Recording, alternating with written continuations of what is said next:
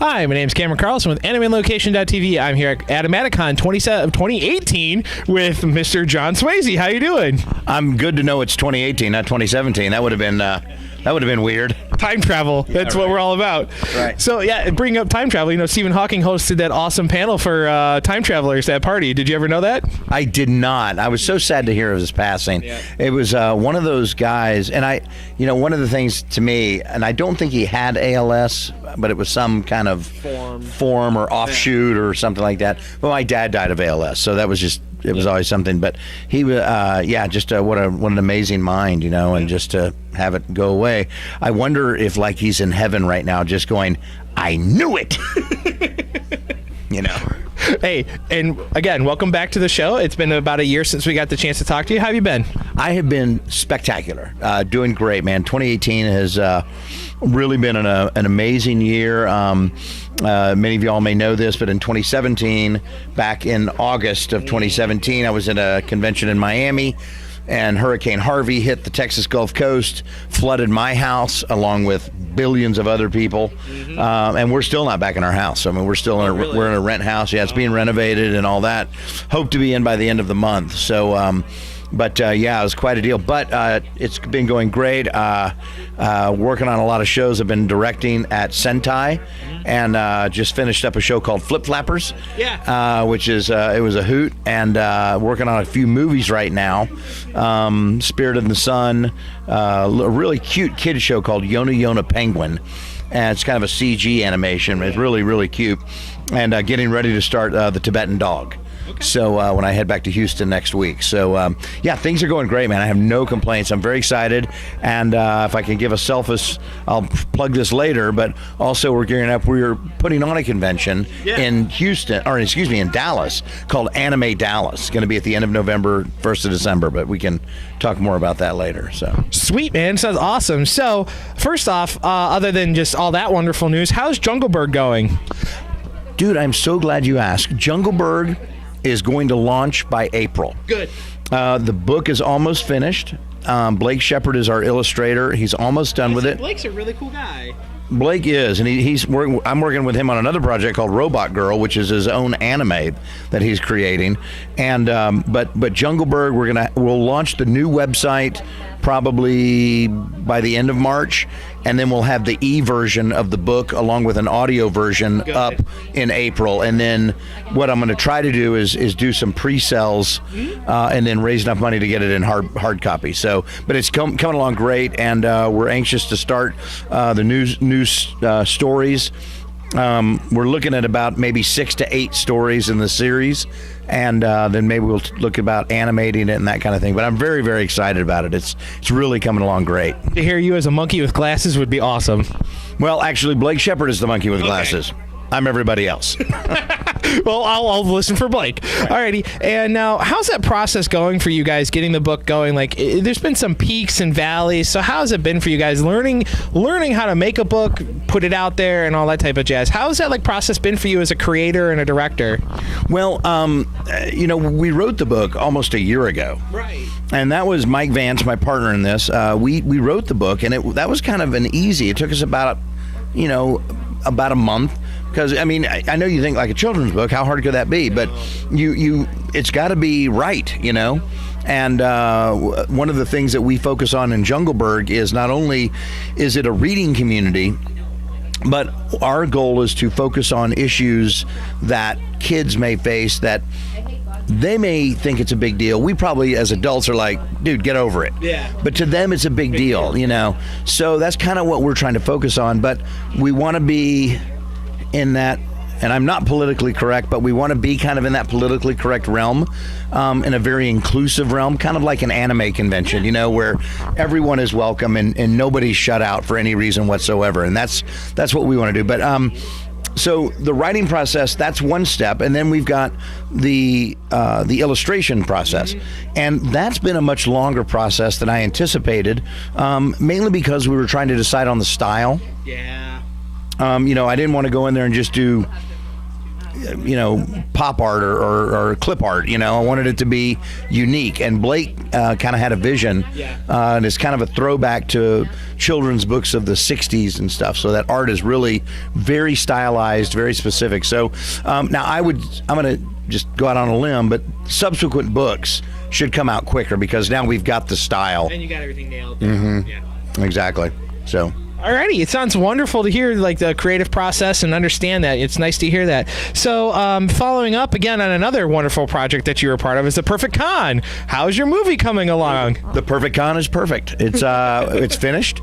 We are right now shopping it around in LA, trying to get some somebody to distribute it. Right. That's kind of the big once you've made it, you want to get somebody to sell it.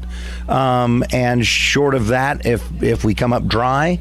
Then we've got some other options. We may just stream it ourselves, start coming to more conventions and hawking it there, but it's done. And the goal is to get that out and the book out and then really be able to focus on those kind of projects from here on out. So, but the movie turned out great. I'm very, very proud of it. It's very funny. The only thing that I will say that's probably a hindrance or whatever is two things, actually. One is we don't really have any stars attached to it. There's no Seth. Yeah, nobody like that. I mean, Seth Rogen and in the anime world that's okay, but anime still even in Hollywood, it's still kind of at the bottom of the barrel, So now with that Dragon Ball now really proving it. Well, I mean, yeah, and dude, there's no question that the voice actors that are doing anime are every bit as talented as other voice actors. But again, I've got a producer that's kind of working for us in LA, and he said, the bottom line is you don't have a Seth Rogen, you don't have a James Franco, somebody that's in it that could just go, their name alone will get it on whatever platform you need. Right, exactly. So that and we've been working on this for so long. The animation is a little outdated. Yeah. So, but hopefully we'll be able to get it out there, get some traction, and build a head of steam and maybe pull a Rooster Teeth and just get that kind of that following, where people are like, we'll give you money, and then we can do a newer one, So yeah, because I'm a fan of them, so I know what you're talking about. So so what has been so we covered about the movie and some challenges that are getting it and the book series and so on and so forth. So talking about some new shows, you're in My Hero Academia and now it's hit season 3 after season 2 came out. Mm-hmm. How's it like seeing the fan reaction to that and everybody just kind of having fun with it? Well, so the other day, David Matranga, was working on a show called Spirit in the Sun, and had David Matranga in to record, and he goes, "Dude, I have big news for you." And I was like, "Really? What's that?" And he goes, "Your character in My Hero comes out big time in season 3. Good job." I'm like, "Okay, great." I don't know these things. I'm like, "Oh, great." And he heard that at a convention. So once again, the fans know far more about what's going on than we do.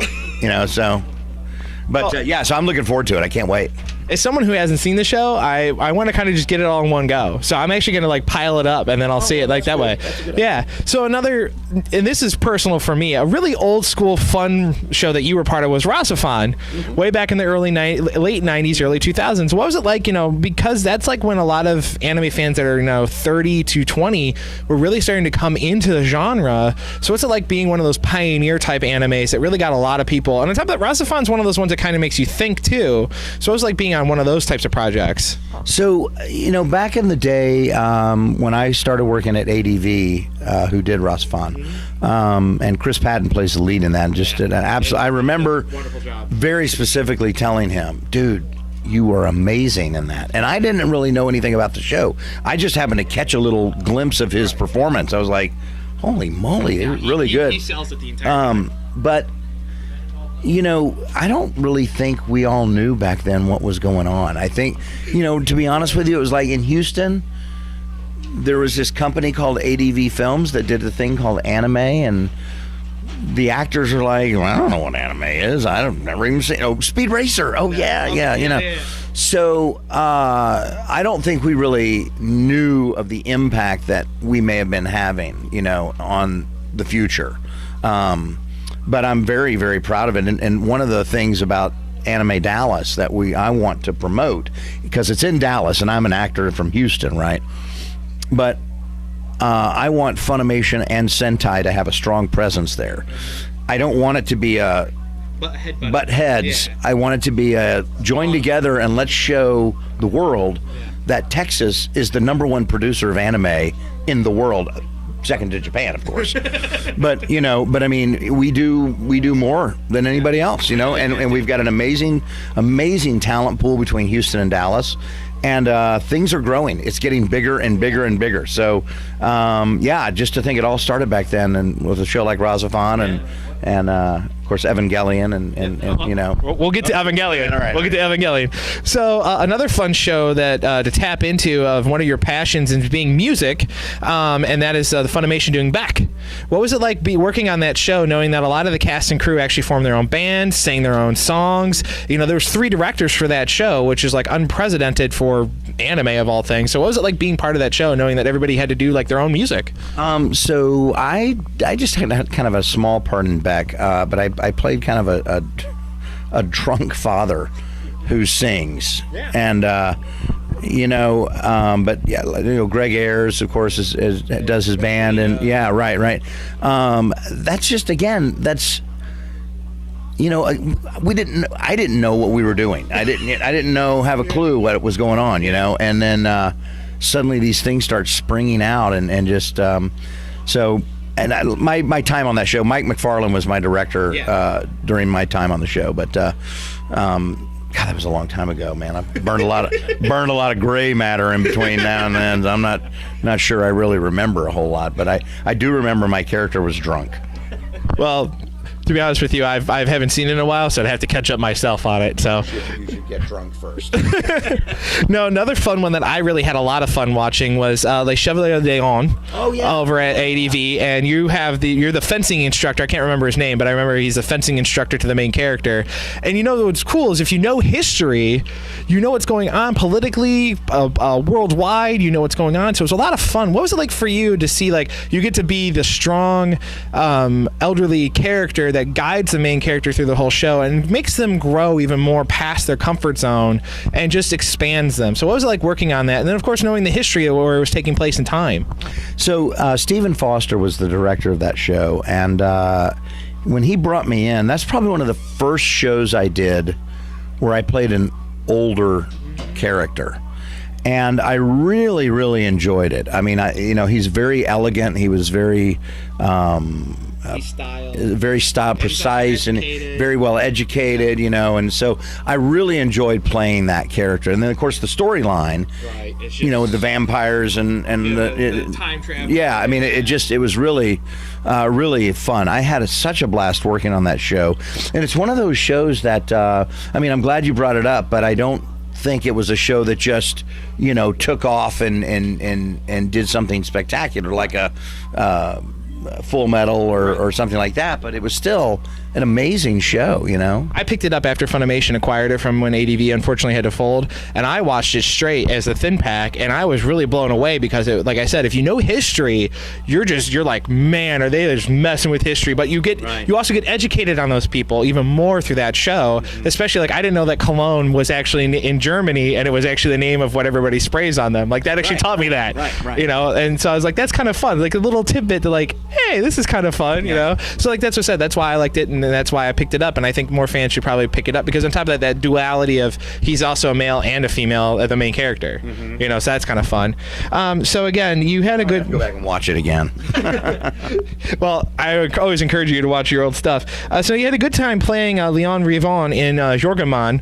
What was it like being another dad role for anime? Because you have to teach Micah how to be a kid and also be this mercenary with a gun. So what was it like being another dad role? Well, it's like all the other dad roles, my kids disappoint me and I'm bitter and angry and want to get drunk. No, I'm kidding. I play a lot of dads. I am a dad. I have 3 kids. One's about to go off to college. In fact, she is landing. She's in Atlanta right now. She just came back from England, and she's about to go off to college. And so, we were actually. I was talking to somebody about this yesterday. They're trying to get into anime, and I was coaching them, doing some voice work. And I said, you've got a nice nice voice. It's young. You've got to be real. You know, I'm doing a seminar here on Saturday about how to be a voice actor, and the key to any voice acting is just you got to be real. Yeah. And but I realized too, you know, I'll be 54 this year, so the roles I'm getting are those older dad. You know, I didn't get in soon enough to be the young heroes. So, you know, for me being a dad, I'm getting to the point now where I don't even have to have a vocal reference. I'm just, does he sound something like this? Yeah, that's it. Okay, all right, very good. Alrighty, now this year Animatic Con is the year of the villains, and can you stick around and do some villain questions for us? Sure, absolutely. And I'm back with Mr. John Swasey doing villains now. It's a year of the villain here at Animatic Con, so we're gonna start off pretty easy. What's it like to? What would you say is one of the best villains you've ever played? Wow, there's been a lot of them. Crocodile, probably from One Piece, certainly at the top. You know, there's other characters. I mean, Hohenheim is a villain in a way.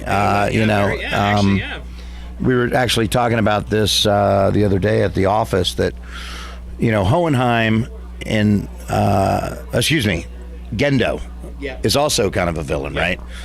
But at the core, you know, Evangelion is not about kids that fly robots or operate. It's a lot more. It's really about the relationship between a dad and his son. Yeah. At the very core. Right. That's what the story is. And then everything else kind of adds on to it. But yeah, so these characters, though, they all have some diabolical, you know, agenda, you know, and it's like, and if it, you know, takes my son out, so be it. You know, that's okay. But I love my son, but if he dies, that's the way it is. But yeah, but certainly Crocodile is one of the top villains. Good. And so when you were asked to play a villain, what really draws you or motivates you to them? Like, what is that like key personality that separates them from a good guy versus a villain that really kind of draws you in to motivate you to play that character? I usually get to kick Vic's ass, or Todd or somebody like that. No, it's just something that, you know, I first of all, usually the voice characterization is going to be more interesting to me.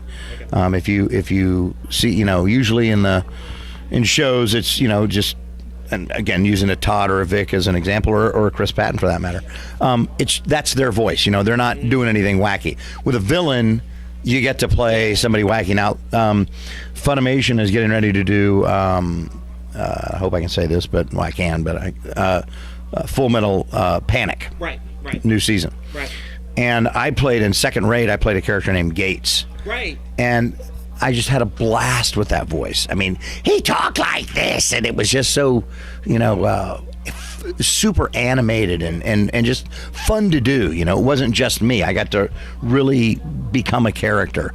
And I think one of the things about when you do a villain is you get to be that character. You get to really embrace it and take ownership of it and become that character. And then the other thing about the villain is, you know, the villain is, I mean, you've got the hero and you've got the villain. So usually the villain's a pretty big character as well, you know, so it's not just Soldier B. Although I do love Soldier B.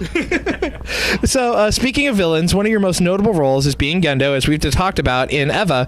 What was it like to be him and then, you know, take on so much of that and then really get into those deep points with some people? Like you said, Gando is not really truly 100% evil. He's evil because he has that bad relationship with Shinji.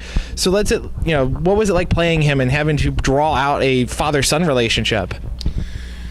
So, if I can go back a little bit, the original actor that played him was a guy named Tristan McCavery. And for whatever reason, he left ADV and they needed somebody to step in. So they asked me to do it, which oddly enough, the same way I got Hohenheim, because Scott McNeil couldn't do it again. Right. So, but the first thing I had to do is just kind of, we had to catch up, and I had to redo a lot of the stuff that was already done, right, so we could keep a continuity with the voice. Right. But you know, it was kind of difficult for me because, you know, as a dad, that's not the way I really want to be. You know, it's not like, so you have to really, I had to kind of put myself in a mindset of like, okay, you know, you really love this kid, you deep down you do, but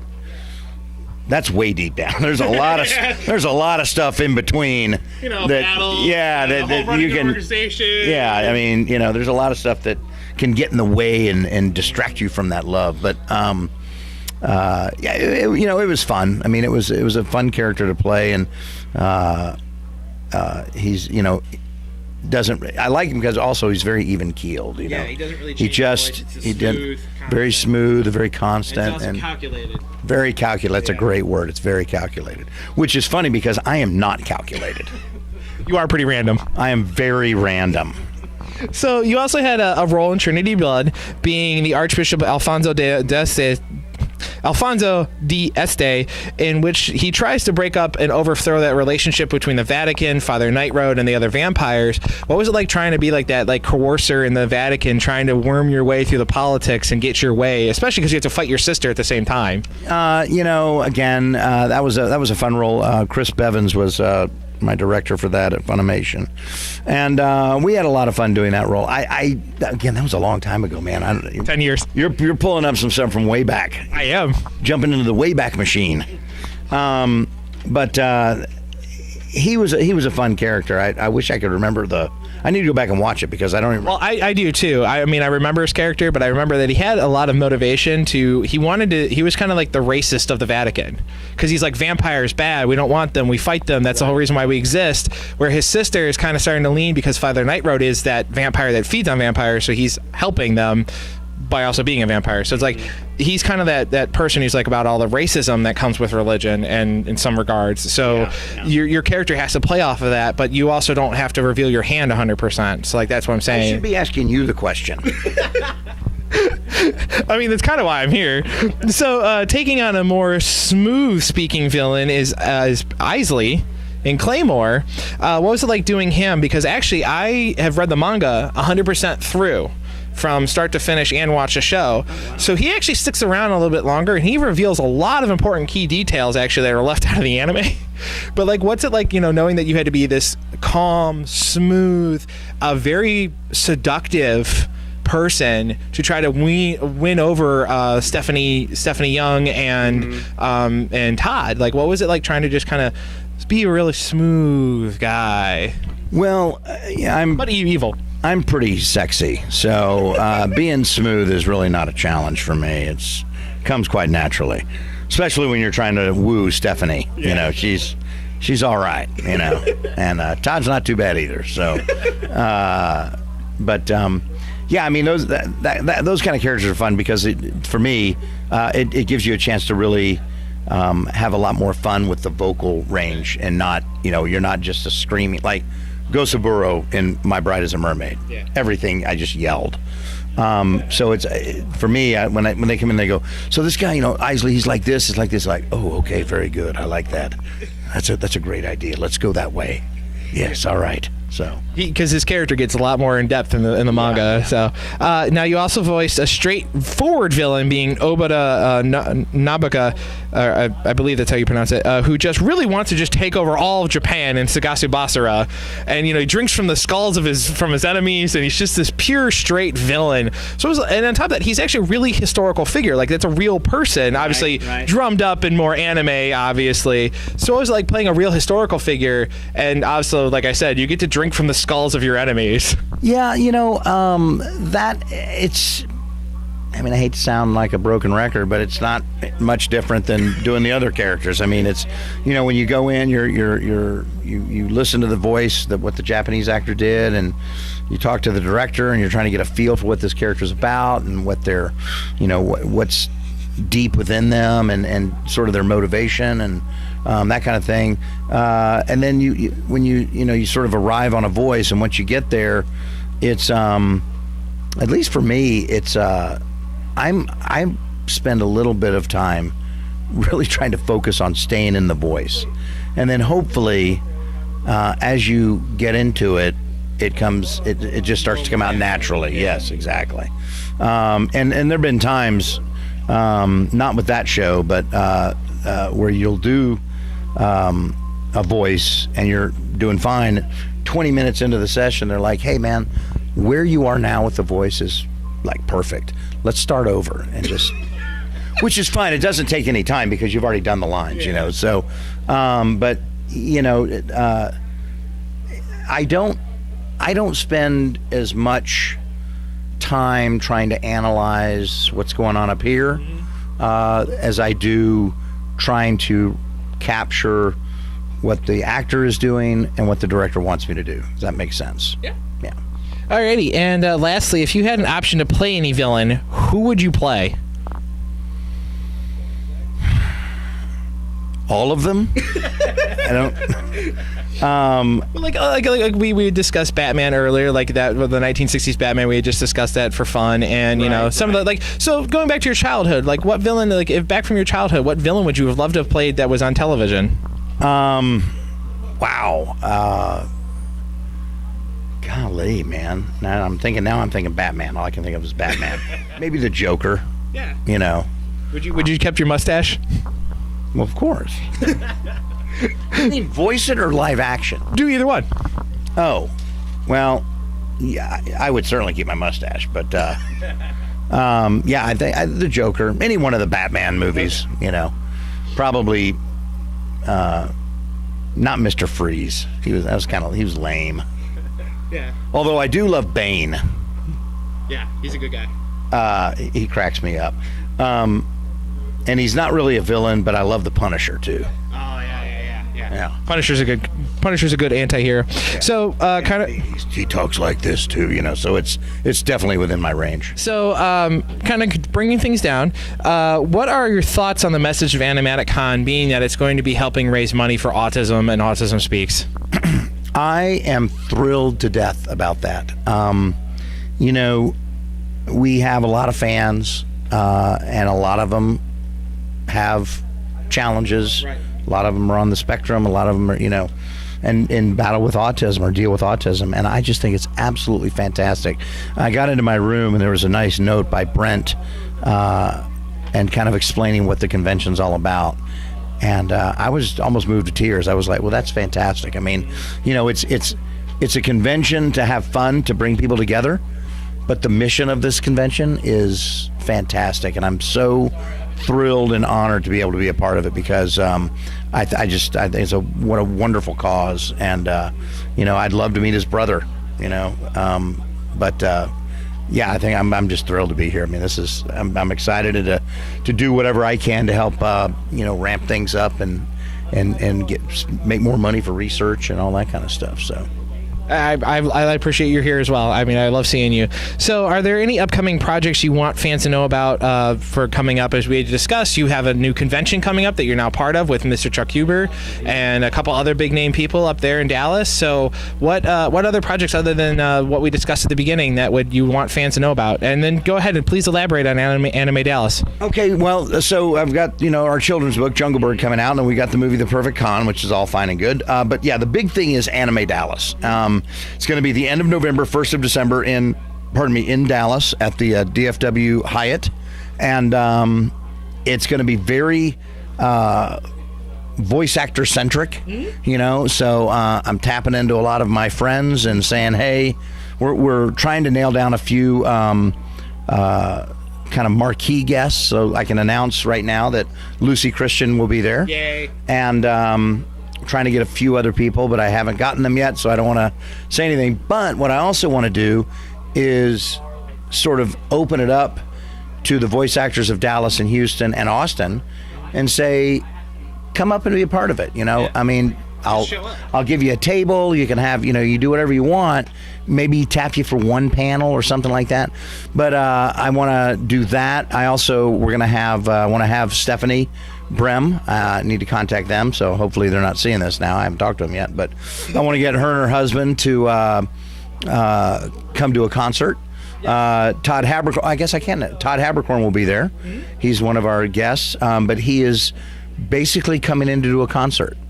Oh, I forget that. Yeah, I always remember. It's you know. So one of the things I really want to do is not have it just be the same old meet Todd Havercorn, meet Lucy Christian, meet John Swasey, do something different. So he's really coming in. He may do a panel, he'll probably do some sort of autograph thing, but he's really coming in for a Saturday night concert, and that's really what we want. So what I want to do too is, instead of having guests that are required to be there the whole weekend, because we're in Texas and they're in Texas, just like come in for Saturday, come in for Friday, and that way it makes it. Hopefully people will want to be there the whole time, because it's like, if I don't get there Friday, I'll miss Sunny straight. So if I don't get there Saturday, I'll miss Lucy because she won't be there Sunday, so that kind of stuff. So, but I'm really, really excited about it. It's going to be great. We are raising money. Our cause is to raise money for flood victims from Harvey. Good. And it'll be over a year after it happened. Right. My house flooded. I'm still not back in my house. Right. And I won't be back in probably till the end of April, the end of March. Knock on wood, but it's been just bizarre. It's the most surreal thing I've ever probably lived through. And but our goal is to raise money to help people out, because they still need it, a year later, and they still need help. Yeah. So anyway, I'm very, very excited about it. This will be year 1, and we'll hopefully see how it goes and see if we can't do year 2. Alrighty. So how can fans keep up with you on the internet? And then a final message for all the fans that are watching you right now. So you can friend me on Facebook. I friend everybody. You can friend me or tweet me or whatever. I'm not a huge Twitter guy. I'm trying to be. But I'd like to get my numbers up. I guess I need to be on it more. Also, there's a great little app put out by Bryce Papenbrook called Unlocked. Yep. And I'm on that, so you can check that out. And thank you for your support. It's amazing when you talk about things like Evangelion and Raza Fine, when we were doing that way back in the day of ADV, to look back 21 years ago when I started doing this, and to see where we are today, it's mind-boggling. It's amazing. And I think within the next 5 years, we won't be the bottom basement voice actors. We're going to be, because it's just growing exponentially. So I'm just thrilled to be a part of it, and feel very blessed and fortunate, and just want to thank everybody for supporting us. So that's it. Again, John, I thank you, my friend. It's been such a pleasure. Thank you. You bet. Thanks.